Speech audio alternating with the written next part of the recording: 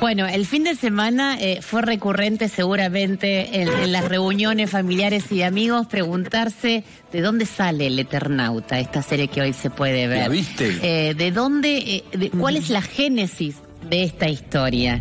¿Quién es Héctor Oesterhel? Una de las búsquedas incluso en Google de este fin de semana por muchos que se sienten atraídos, por supuesto, por esto que es un ícono cultural de la Argentina que trascendió las fronteras y que nació en 1957, pionero en las historias de ciencia ficción y de mundos distópicos sin lugar a dudas.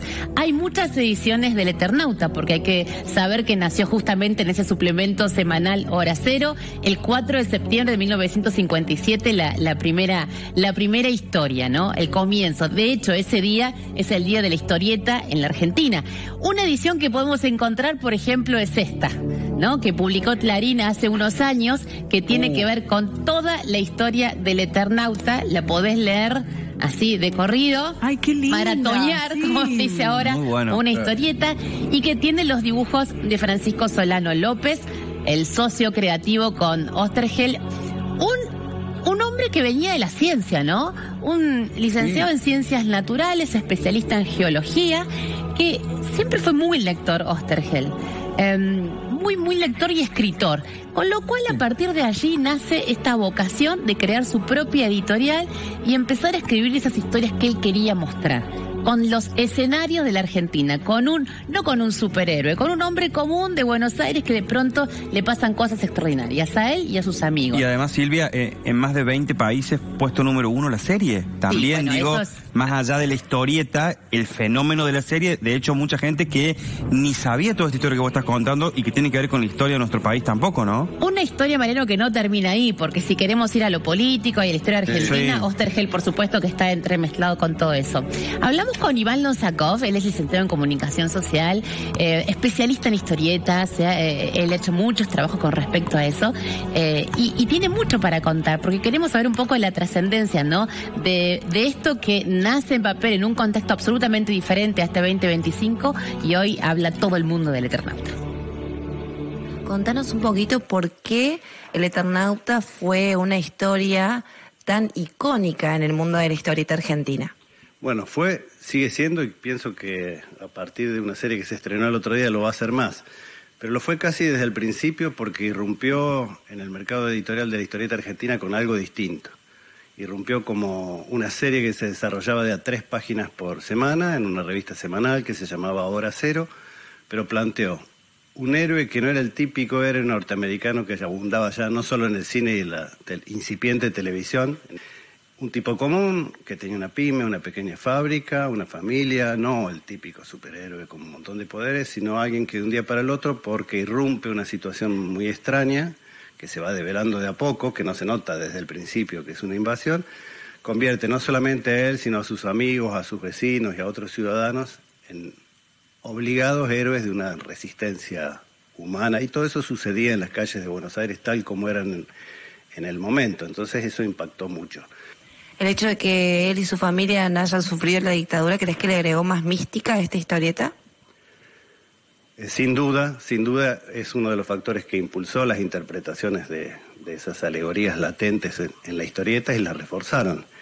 Y hizo que mucha gente tomara otro contacto emocional e intelectual también con la obra, ¿no? Que ligara algunos sentidos y los subrayara más todavía.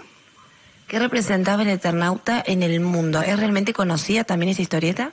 Sí, en Estados Unidos y países de habla inglesa, menos, a partir de la década del 2010, 2015, creo que salió el libro, la edición norteamericana, fue muy valorada y muy premiada, pero en Europa desde mucho antes. Existe una revista llamada El Eternauta, existió a fines de los años 70, principios de los 80, una revista que tomó este nombre y que empezó a publicar la historieta también en varias páginas por mes.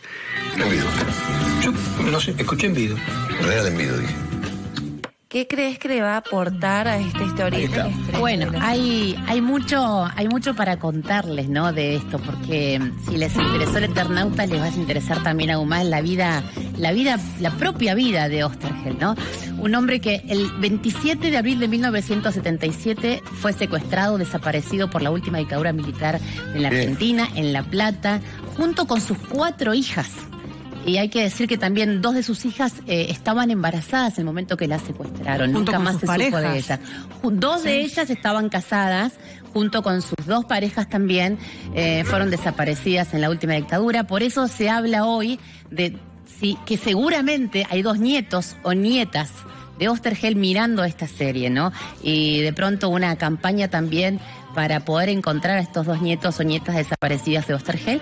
Hay 2 nietos de Oesterheld que por supuesto que son parte del patrimonio, de cuidar este patrimonio de Oesterheld. Fernando y Martín son hombres hoy de casi 50 años. Estela, la mujer de Héctor Oesterheld, fue la única que sobrevivió. La única que por supuesto pudo también contar esta historia, es parte de muchos relatos, hay libros publicados con respecto a la historia personal de Oesterheld, que llega a la agrupación Montoneros por sus hijas de Béccar, una clase acomodada, ven esas injusticias de la época y se involucran en un trabajo social, militando también en Montoneros, yendo a las villas, una viaja a Tucumán, y es ahí cuando Oesterheld dice, bueno, quiero saber en qué andan mis hijas, y también una persona absolutamente humanista, consciente, conectada con la realidad, se involucra.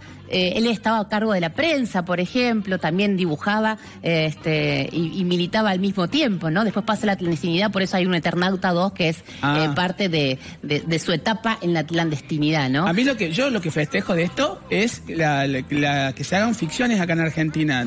Y sabés que esto me retrotrae a que la hermana de Darín, cuando era la encargada del sindicato de actores de Argentina, boicoteó un acuerdo con Netflix para que se hagan ficciones en nuestro país.